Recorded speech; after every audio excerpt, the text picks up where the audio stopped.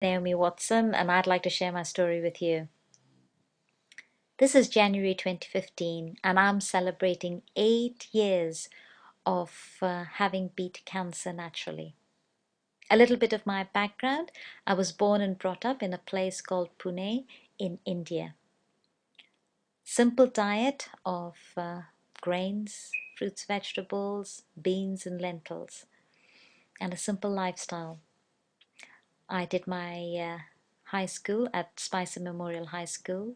I did my degree at Pune University, and then I came over to the UK to do further studies in accountancy. I'm a Christian and I believe in the biblical Sabbath as a day of rest, so I don't take exams on Saturday, which is the main reason I came over to the UK. In the UK, my diet continued as an ovo-lacto vegetarian.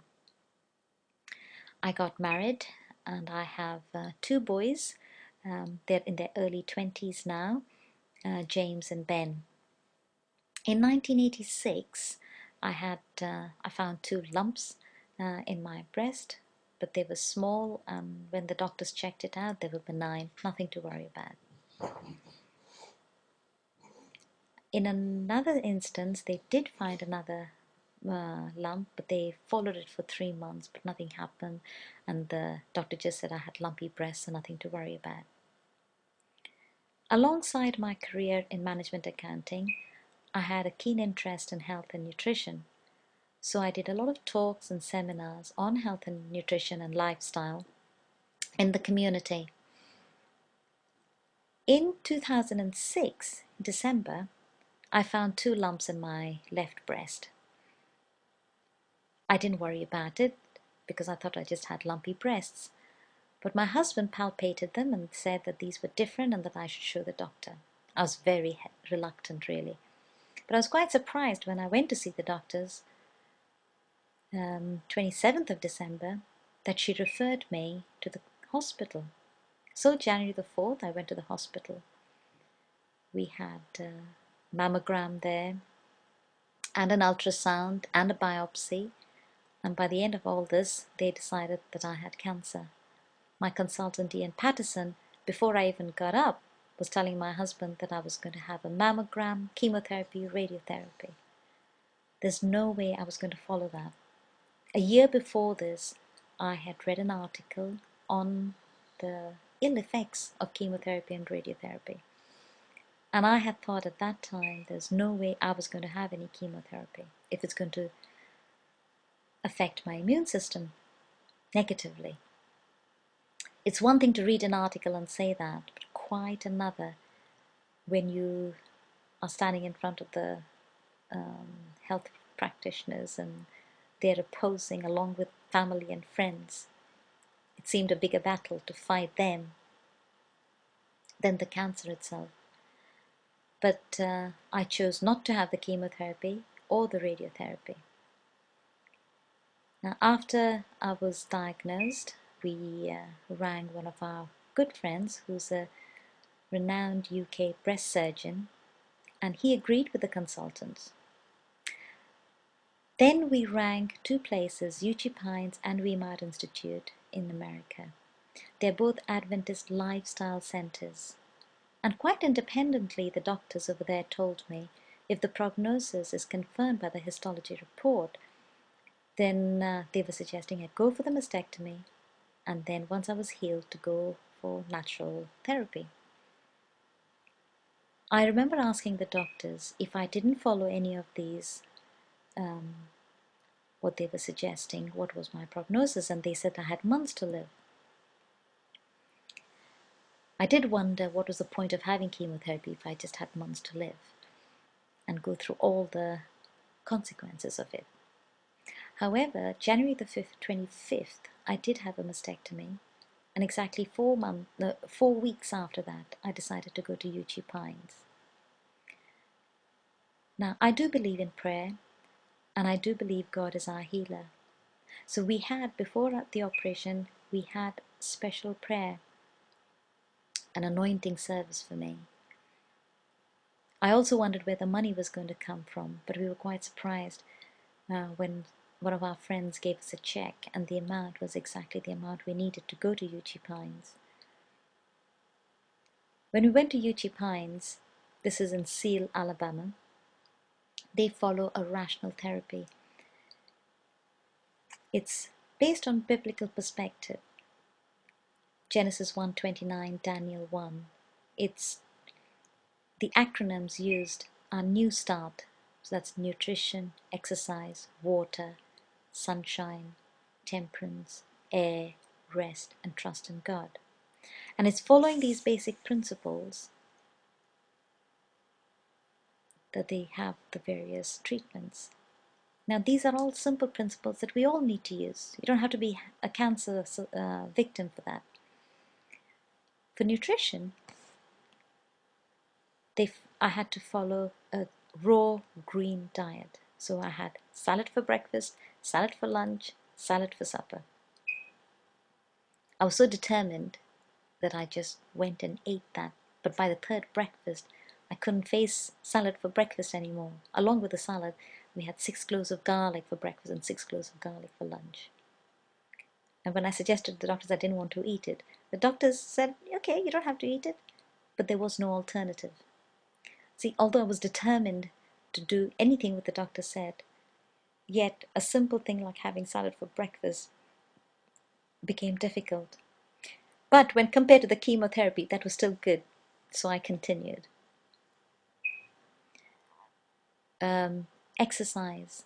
I had to do specific exercise more for my left arm, but also I had to walk for 3 miles. By the way, the cancer that I had was aggressive, invasive, ductal, HERS positive.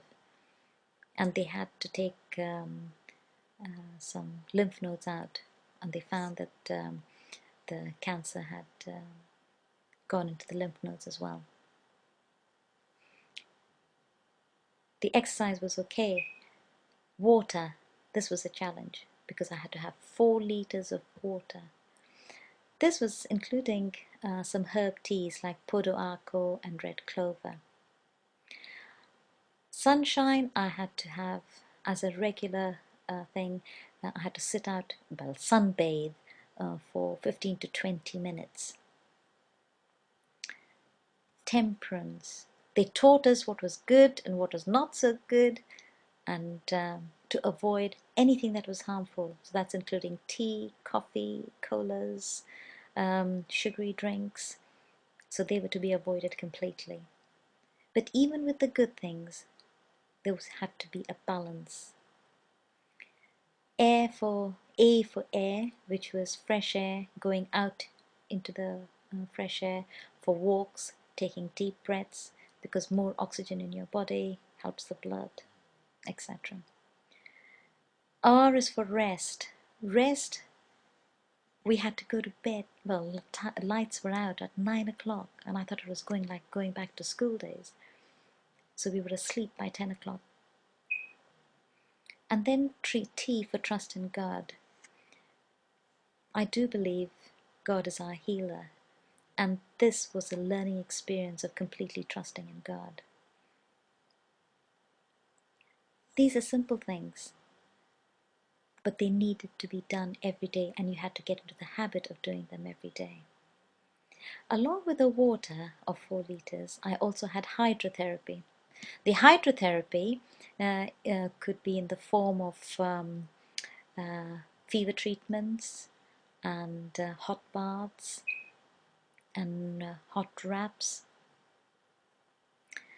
The air, also there was oxygen, which was important, taking it internally. Also, I had a session of an hour every day to be in the hyperbaric chamber, which you lie in and you get more oxygen into your system. So these were the various treatments that I followed. Having come back, I still follow all of them. I'm still careful with my diet. It's a whole foods, plant-based diet. Lots of raw food, lots of juices. I walk practically every day.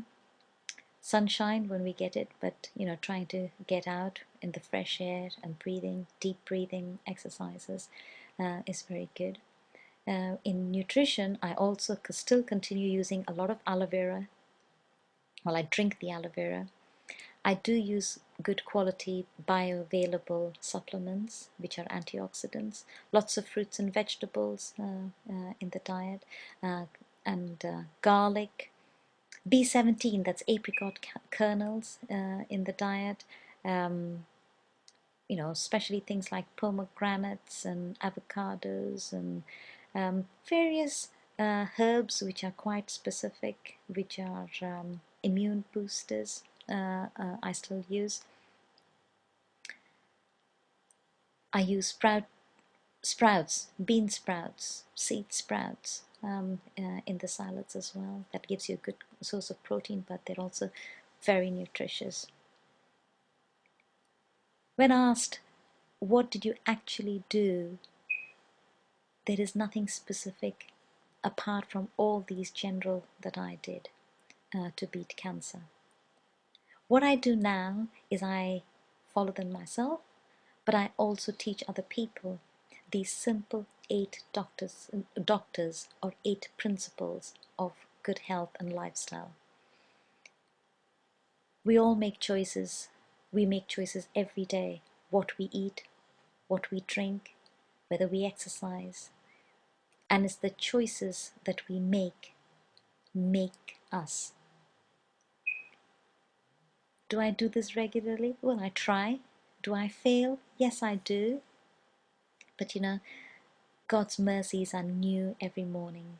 If we fail today, tomorrow is a new day and we can start again.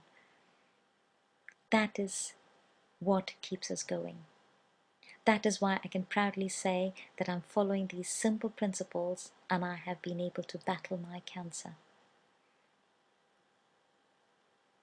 I would really encourage you to have a look into the simple principles that God has given us.